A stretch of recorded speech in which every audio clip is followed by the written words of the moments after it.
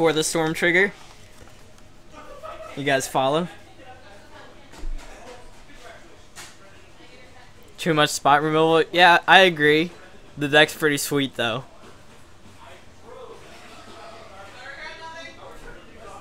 I like decks that do that type of stuff. Squelch is in the... Squelch is in the format. Or that's an activated ability. Okay, never mind on the Squelch. Trick Bind on the other hand. Get some Trick Bind.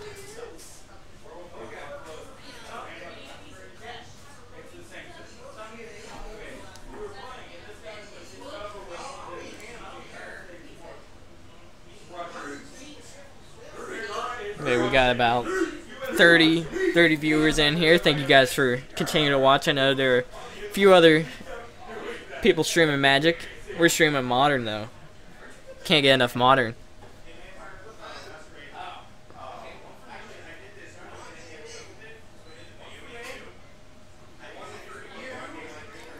The only one I know out of those, what does, I know Paradise Mantle. You can tap the creature, add a mana of any color. I know there was a combo with that and, was it Blister Coil Weird?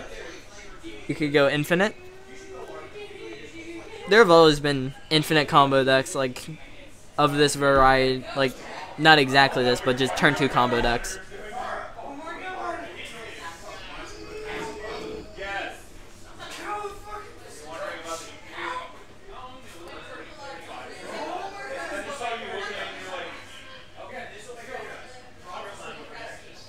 I can't see what's going on in Cody's hand. I see a Pure Steel Paladin and a bunch of lands. I see a Bone Saw.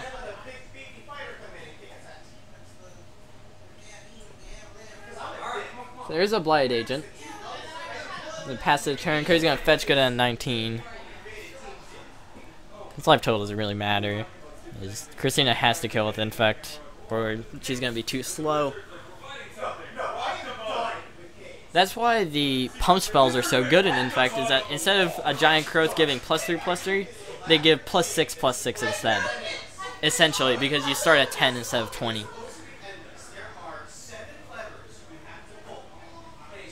Or Void Slime. I don't think stopping the Storm Trigger will save you in this matchup, though, because there are more Mox Opals and probably more Grape Shots. I don't know how many Grape Shots there are. There might only be one. There's a Godless Shrine. Is he gonna combo? No combo this turn. Looks like it doesn't have that much.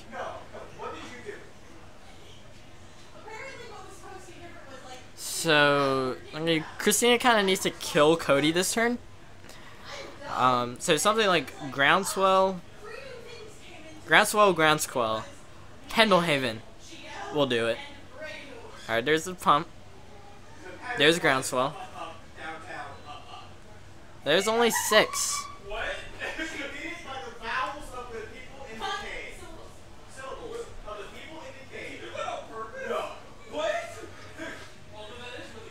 So Cody has to go off this turn. And I'm just, yep, alright. Here we go. We're gonna see some fireworks.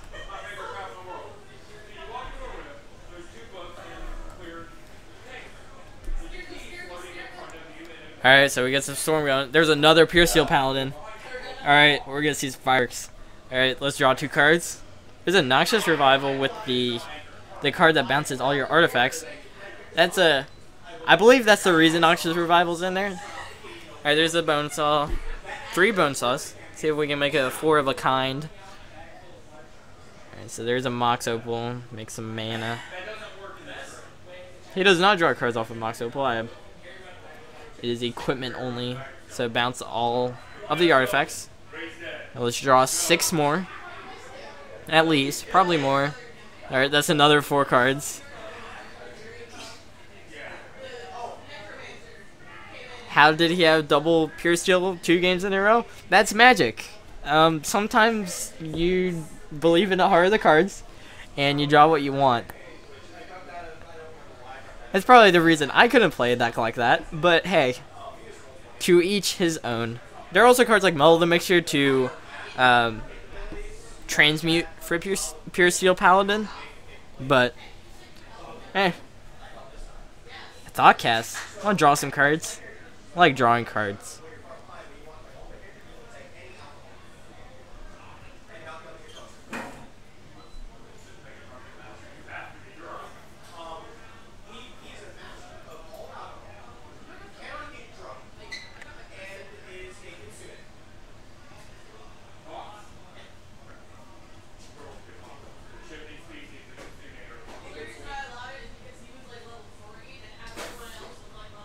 So Cody's just going off, probably going to win. And he's just drawing cards galore. So he just drew an. Oh, he has so many cards to just draw his entire deck.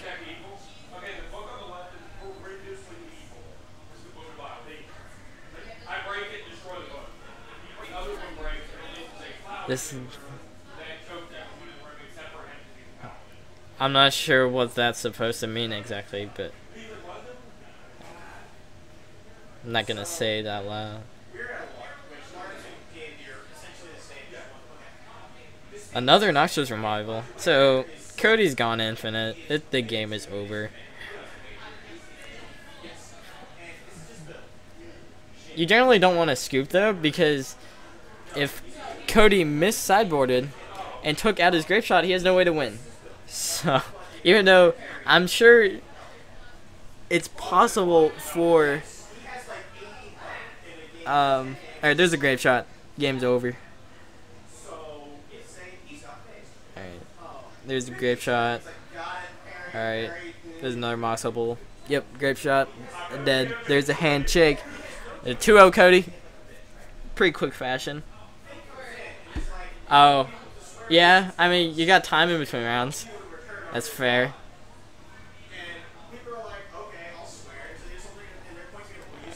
So, 2-0 Cody.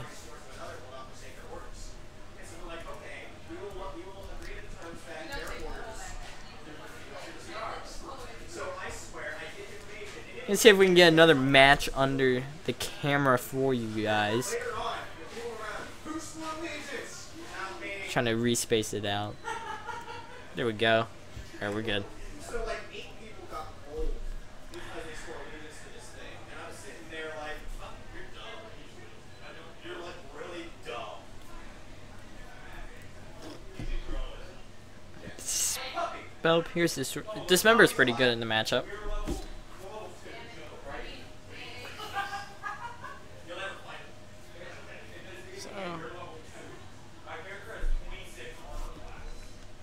Hopefully we can get another match under camera. I believe there are people standing around the table, so I assume that's more people. If not, I shouldn't assume.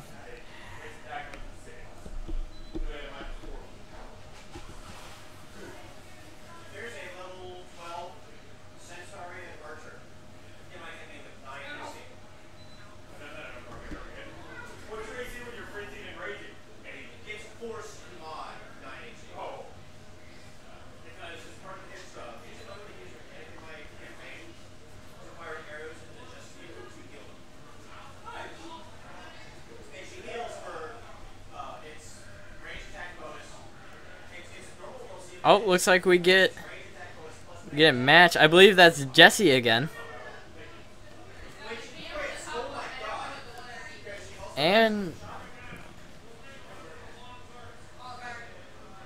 Michael Stewart, who was just in here. He was just in here commenting. He had to buy last round.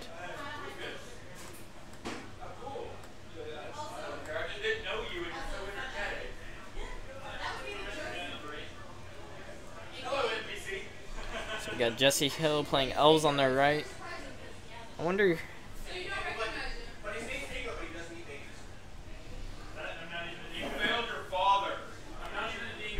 I'm gonna try and figure out what happened in the previous game. I assume they've been through the game. Hey man, good job on the win. Thank you. Turn 3 combo both times. Yeah, it's pretty good. I was trying to figure out if you could turn to it, but it's a little risky. No point in risking it. Well, like on game 2, I had I know game 2 you had a land heavy draw. Well, I was trying to make sure if I couldn't get it, I had to leave up 2 mana.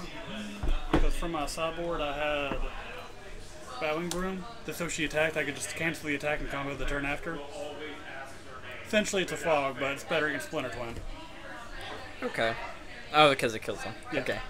So my goal there was if I can't kill you this turn, you can't kill me your turn. That makes sense. Gotta make that safe play. So it looks like Jesse won game 1. And this is game 2. Michael Stewart's going to be on the play. Michael is playing Blue-Black Fairies. That's a deck we don't see that often, but it has a bunch of fairies, some Thoughtseize, some cryptic commands. Jesse was on stream last match, right? And, yep, Jesse was on stream last everyone's match. Aware of what he's playing. Yeah, he's playing elves. Of course. He's been playing elves for a while. He almost played Living End. Yeah. We picked that up today. He almost just for the fun of it, but The more you play the same deck, the better you get with it. yeah. Also, the Living End like we have is probably not the most optimal build. So it looks like they both kept 7. Michael led with the Eternal One, Water Grave. Looks like Michael has a Cryptic Command, a Remand, a Surgical Extraction, a Misbind Click, an Island. Some other card. He just drew a Tech Edge. And Jesse had turn 1 Elvish Mystic. Of course. It's like standard, except for you play Razorverse Tech. Is this game 2? This is game 2. Jesse was on the play. Okay. Or Jesse won game 1, so he's on the draw. Michael's on the play. It's interesting to bring in Surgical Extraction.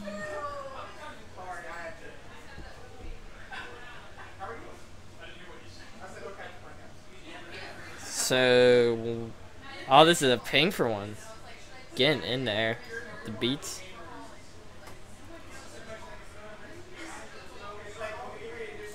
Oh, that's cool. The remand on the Nettle Sentinel, just a draw card. He's just gonna recast. Yeah.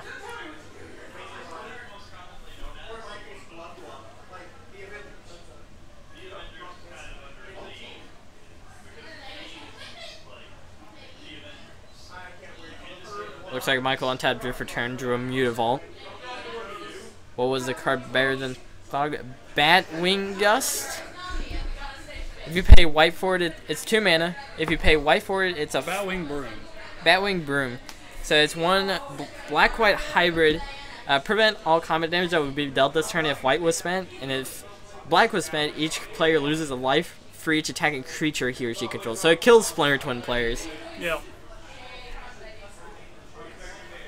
Looks like, I'm not sure when this Vendilion Click is being cast. Jesse has 2 collected companies.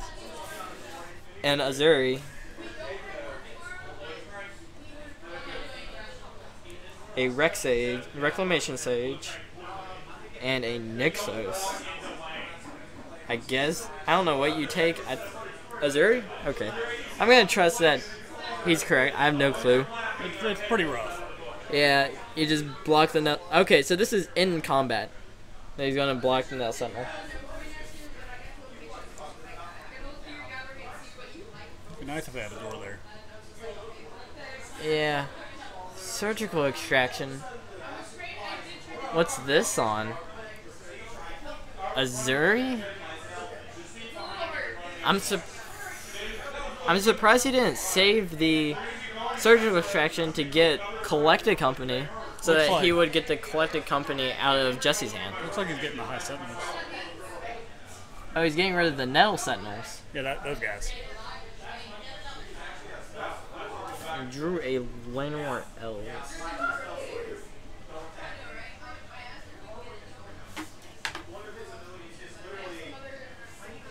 I understand it's on Nettle now.